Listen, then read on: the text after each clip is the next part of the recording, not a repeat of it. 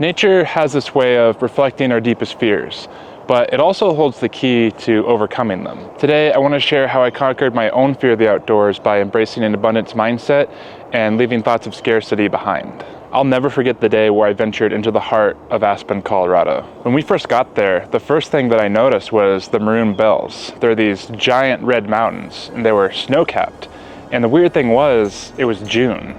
And I don't think there was supposed to be snow up there in June, but there was anyways. That was what the challenge presented to us. This was supposed to be a regular day of adventure of me and my friend Hunter exploring in the mountain wilderness. But as we plunged deeper into the mountains, we quickly found ourselves in over our heads.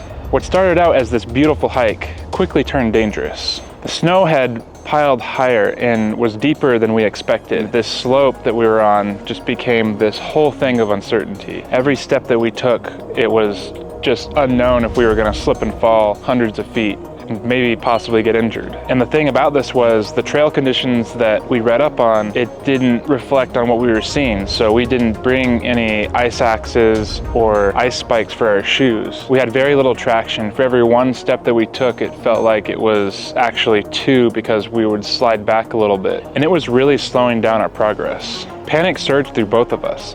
What if we fell hundreds of feet? What if we weren't strong enough to push through this? The weight of fear held us down, threatening to freeze us in place. But in that moment of dread, something shifted within me. I remembered that fear thrives on scarcity. It thrives when we feel trapped and helpless. So I took a deep breath and reframed the whole situation. Instead of a threat, I saw this as an opportunity, an invitation to focus, to be fully present, and to embrace this abundance mindset. I rallied my friend Hunter, and with this new mindset, we took on the icy mountain one step at a time. We needed to think creatively in order to navigate the treacherous terrain. At one point, I found myself improvising, having to grab rocks and even use my tripod to carve a path through the snow. Each careful step felt like this meditative exercise, and I didn't have any gloves, so my hands were just freezing cold the entire time. And as we climbed, we had our fear just replaced by this exhilaration of being alive, this exhilaration for the present moment and just feeling everything there is to feel. And with every inch gained, our confidence grew.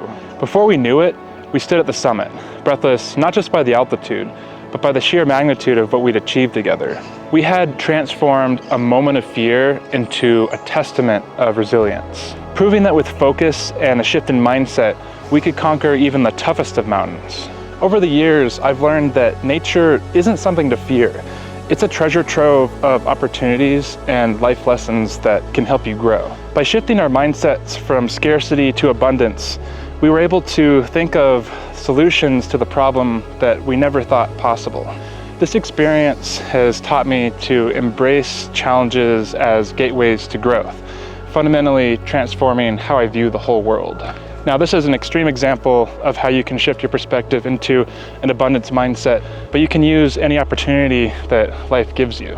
It was a pivotal moment in my life, and I want to share some practical tips that have helped me along the way. These strategies that I'm going to share with you today can help you embrace challenges and see the potential in every situation.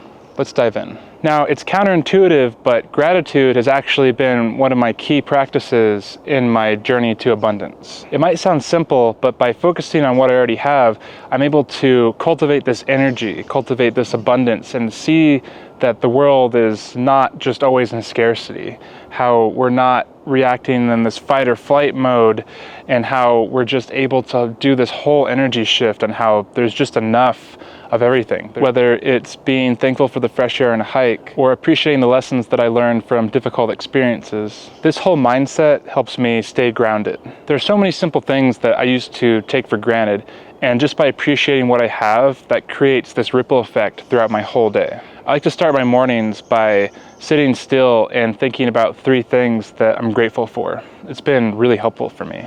Another tool that has helped me embrace abundance is curiosity. When fear creeps in, I like to ask myself, what can I learn from this? This shift from fear to curiosity opens up possibilities I've never seen before. It happened during that hike, and it continues to happen even in my daily life. Whether it's learning about glaciers and how important they are to regulating the Earth's climate, to even my personal relationships. What can I learn from this? What is the angle here? What does this challenge present in my life in a way that I can grow from? And what opportunity will I ultimately see and take and grow from this experience? Reframe and shift from what would happen if I fail to what would happen if I succeed and win. One thing that I've learned is that abundance doesn't just come from thinking differently. That's just one part of it. It also comes from taking intentional and inspired action. And I think that looks different for everyone. For me, that looks like exploring new places, like the forests I'm so passionate about, or about restoring ecosystems. I think that by doing everything with some sort of intent or action is really important, even if the only intent is to just learn as much as you can or just live in the present moment. I think something as simple as this can create a huge impact in your life. By taking steps in the direction of what inspires me, I stay in flow state.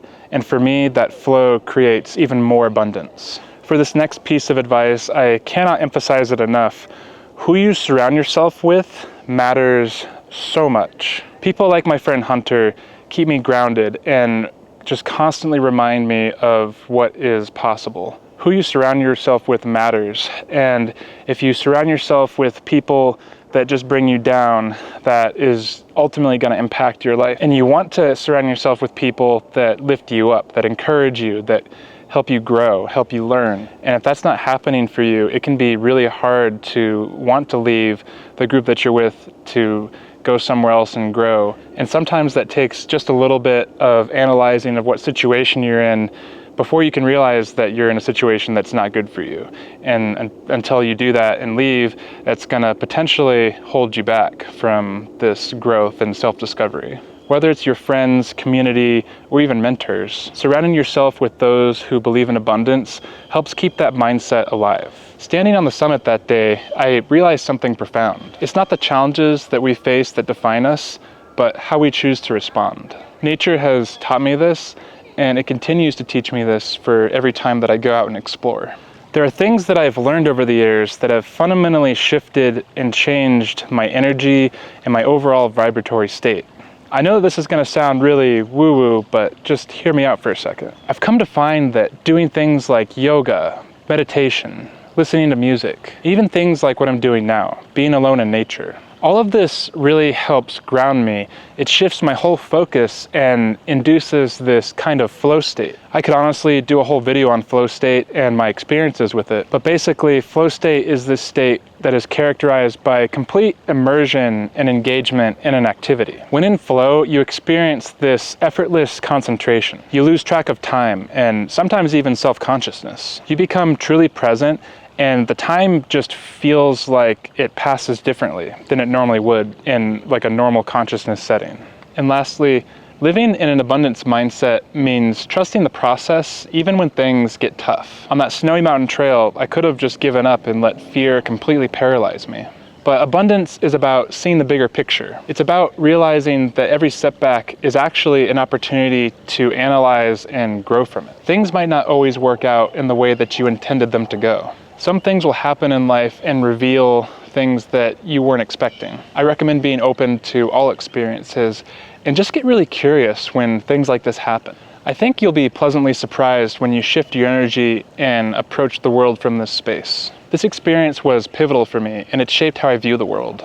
Living with an abundance mindset has transformed my life in ways that I've never thought possible. And I hope that by sharing these strategies that they can do the same thing for you. So the next time you're out in nature, or even just facing a challenge in your life somewhere, remember, the power to overcome fear is already within you. You just have to embrace it. It's all about perspective, shifting the frame, and what you can learn from it. If this video resonated with you, consider subscribing to my channel and check out this next video over here for how I live minimally in my van. I'll see you over there.